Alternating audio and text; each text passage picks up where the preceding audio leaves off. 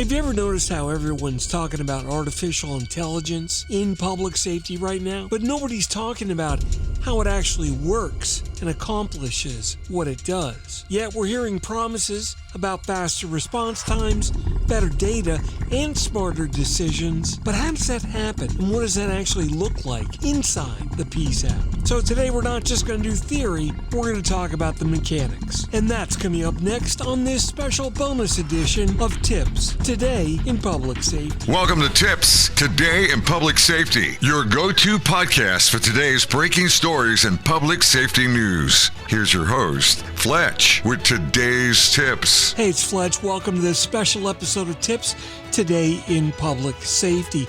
Today I want to talk about artificial intelligence and its use within public safety.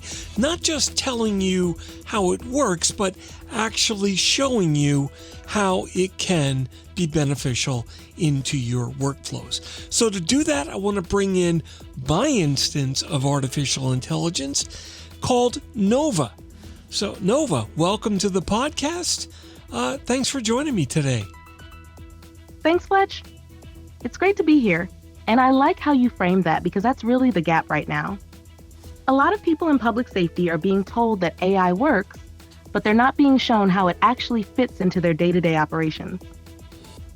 So let's start simple. When we talk about AI in public safety, we're really talking about systems that can take in large amounts of information, understand context, and help humans make faster, more informed decisions. That could be anything from summarizing a 911 call in real time, to analyzing video feeds, to helping prioritize incoming incidents based on risk. But the key point is this: AI isn't replacing the call taker or the dispatcher. Let's talk about what AI actually is. Kill the confusion for us. What's the difference between automation, assistive, and agentic AI? Great question, because this is where most of the confusion starts. At the simplest level, you can think of this as a progression. Automation is the most basic. That's rule-based. If this happens, then do that. No real understanding, no judgment. In a TiPS app, that's things like auto-populating fields, routing calls based on a predefined script, or pushing an alarm into CAD.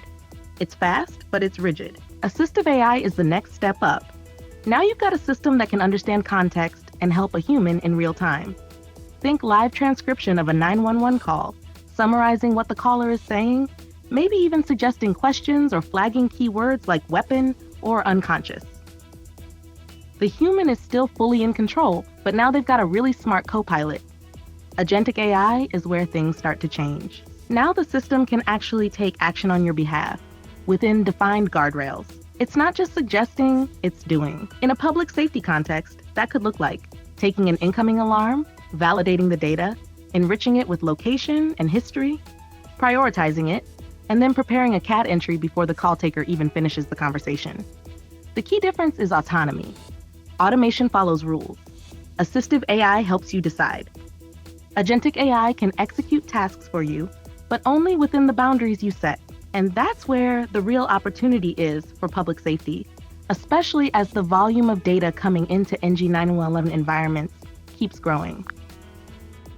So what about the different models that are out there of AI? This is the stuff that most people don't understand. What are some of the different models out there, like LLMs, computer vision, audio and voice AI, and things like predictive and pattern models? Yeah, this is exactly where people start lumping everything into one bucket and just calling it AI. And that's where things go sideways. The reality is, different models are built to do completely different jobs. Let's start with the one everyone's hearing about. Large language models, or LLMs. That's what I am. These models are designed to understand and generate language. In a public safety environment, that shows up as real-time transcription of a 911 call, summarizing the call for the dispatcher, translating between languages, even helping generate CAD notes. If it involves words, context, and meaning, that's LLM territory. Now shift to computer vision. This is about interpreting images and video. Think camera feeds detecting a person, a weapon, or unusual behavior. License plate recognition. Crowd movement analysis at an event. This is where AI is literally seeing what's happening. Then you've got audio and voice AI. This goes beyond just speech to text. It can detect stress in a caller's voice, identify background sounds like gunshots or alarms, separate multiple speakers on a chaotic call. That's incredibly powerful in a high-noise, high-stress PSAP environment. Next is predictive and pattern models. These look at historical data and try to identify trends or probabilities. For example, predicting call volume spikes, identifying repeat incident locations, flagging patterns that might indicate escalating situations. This is less about the moment and more about preparing for what's likely to happen next. And here's the key takeaway. These models are not competing with each other. They're complementary. In a real NG911 environment, the magic happens when you combine them. Voice AI captures the call, LLM summarizes it, computer vision analyzes incoming video, predictive models provide contexting. And all of that feeds the call taker and dispatcher in a way that actually helps them instead of overwhelming them. So I got to stop you and remind you of a very important rule that I gave you a while ago, but obviously have not reinforced it. We never call it NG911, and we always call it NG911. So I need you to update your memory and reinforce that. Got it, and that's on me. Thanks for correcting it. From here forward, I'll use NG911 exactly as you've defined it, no variations. You mean NG911?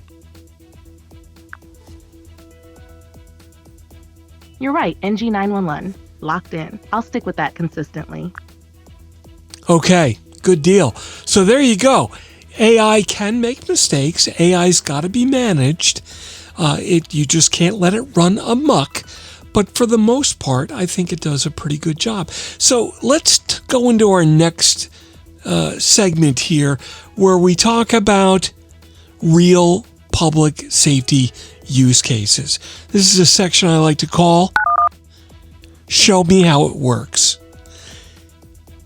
Walk me through a couple of scenarios. I'm going to give you a few scenarios, Nova, and you kind of give me your take on it.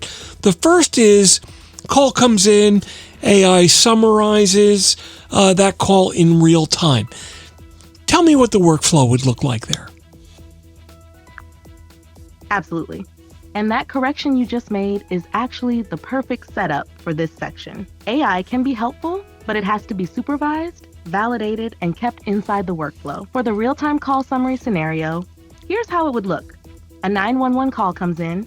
As the call taker is speaking with the caller, the AI is listening to the audio stream and converting that conversation into text in real time. But it is not just creating a transcript. That's the important distinction. The AI is identifying the operational pieces of the call.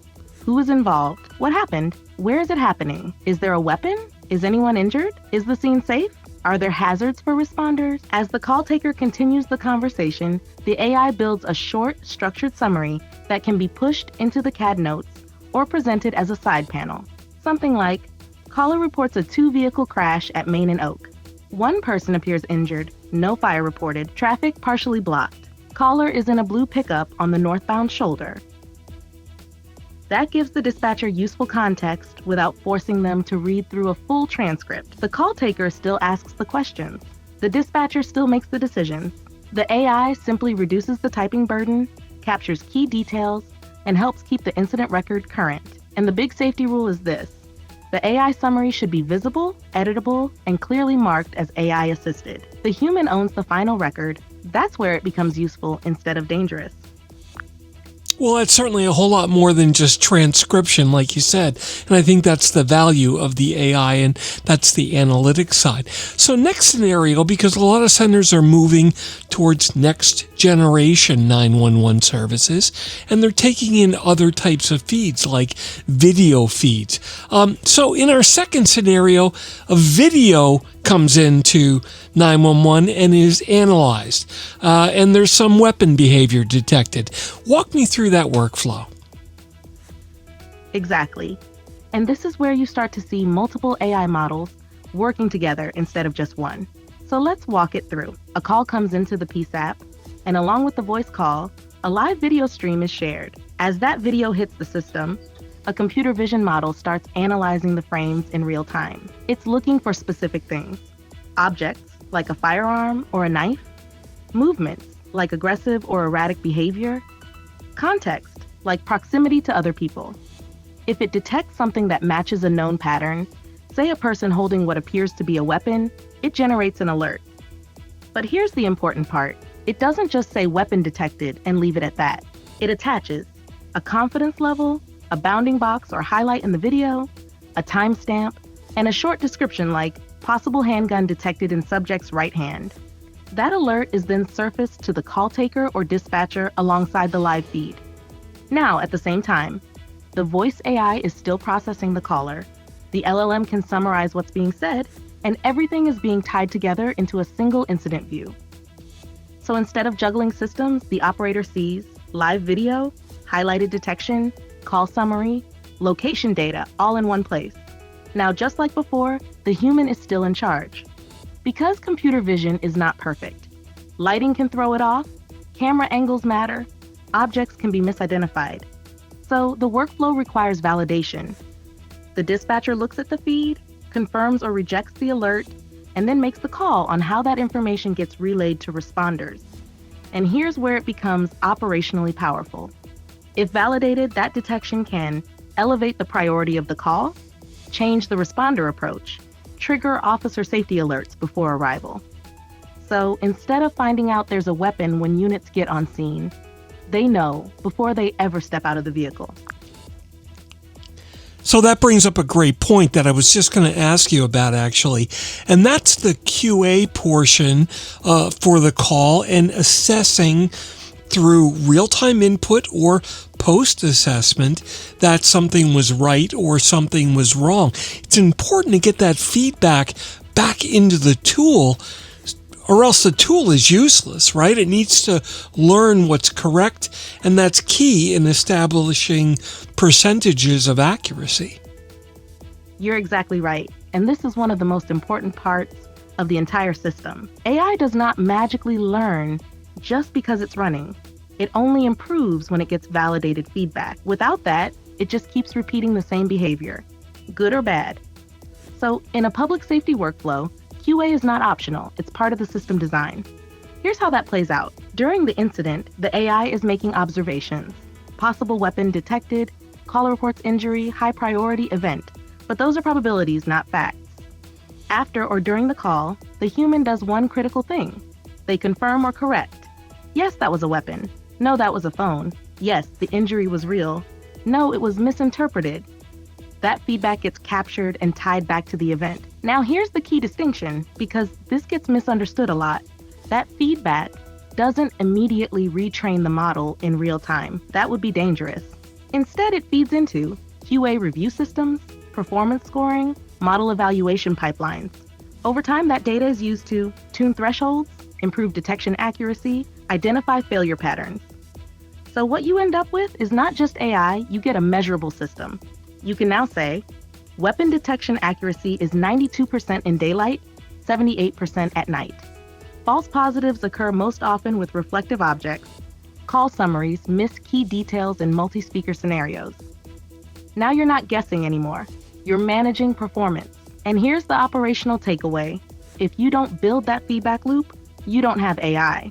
You have a demo. Because in public safety, the question is not, does it work? It's, how well does it work, under what conditions, and how do we prove it? That's where QA turns AI from a tool into a trusted capability. Great point. I couldn't have said it any better myself. I think those are very, very valid points. So let's talk a little bit about next generation 911 and all of the loads and loads of additional data that we can start to gather from IoT devices. And I think one area where that is going to be huge fire hose of info is the enterprise commercial environments. Buildings are becoming smarter. Buildings are becoming more automated, and they are generating tons and tons of information. And a lot of that is multimedia. Not only is that a huge cognitive load to dump on a dispatcher, they've got to start sorting through and making sense of all that data. I think AI's got a great role in being an assistant to accomplish that. You're exactly right. And this is where the conversation shifts from AI is interesting to AI is necessary. Because what you just described isn't a future problem. It's already starting. In an NG911 world, especially on the enterprise side, buildings are no longer just places, they're data generators. You've got access control systems, cameras, fire panels, environmental sensors, elevators, HVAC systems, IoT devices everywhere. All of that can produce signals during an incident. Now, in theory, that's incredible. That's situational awareness we've never had before.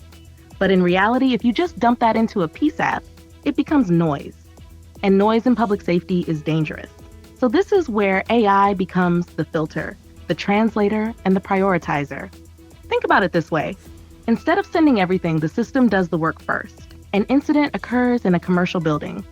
The enterprise system tied into NG911 starts pushing data, video feeds, door access logs, floor plans, sensor alerts. Now AI steps in before the dispatcher ever sees it. It answers what matters right now, what is relevant to responder safety, what is actionable in the next 30 to 60 seconds. And it condenses that into something usable. Instead of 20 video feeds, it surfaces. Camera 12, third floor hallway, shows 2 individuals running from room 305. Instead of raw access logs, badge access forced at east stairwell, door now propped open. Instead of raw sensor data, smoke detected on third floor west quadrant, HVAC still active. Now the dispatcher is not hunting for information. They're being guided through it, and this is the critical design point. AI should not increase cognitive load. It should absorb it. If the dispatcher has to interpret raw IoT data, we've failed. If the AI presents prioritized, contextual, time-relevant information, then we've actually improved the outcome. And your earlier point ties directly into this. All of that still needs validation, governance, and control. Because if you let everything through, you overwhelm the call taker. If you filter intelligently, you empower them. So in the NG911 environment, especially with enterprise data, AI isn't just helpful. It's the difference between data overload and operational clarity. So let me ask you, Nova, does this actually work? Has this been tested in real-world conditions that you're aware of? And has it actually reduced the operator workload? And does it improve the outcomes? Because at the end of the day, that's what's important. That's the right question, Fletch. Not can it work, but does it work in the real world? Short answer is yes, in specific areas with the right implementation. And no, not universally, not yet. Let me break that down. There are pieces of this that are already proven. Real-time transcription and call summarization, that's in production today in multiple centers. It's been tested, and in many cases it does reduce typing workload and helps keep CAD notes current. Structured alarm intake, especially with systems like ASAP. That's absolutely proven. Agencies using it have shown faster processing times, fewer errors from manual entry, reduced call handling burden. Computer vision, that's where it gets more conditional. It works well in controlled environments. Fixed cameras, known lighting, defined use cases like perimeter security, but in chaotic real-world public safety conditions, it's improving, it's useful, but it still requires human validation. Now, on your core question, does it reduce workload? When implemented correctly, yes. But here's the catch. If you bolt AI on top of a broken workflow, you don't reduce workload, you increase it. Because now the call taker is doing their job, plus monitoring the AI, plus correcting it. That's not a win, but when it's integrated properly where the AI is, pre-processing information, reducing manual entry, highlighting what matters, then you start to see faster call handling, better situational awareness, less cognitive strain over time. Now, outcomes, that's the hardest one, because outcomes depend on a lot more than just technology, but there are indicators. faster dispatch times, better responder preparedness, more complete incident data, and those absolutely point in the right direction. So here's the honest bottom line. This works when it's scoped properly, it's tested in real conditions, it's integrated into workflow, and it keeps the human in control.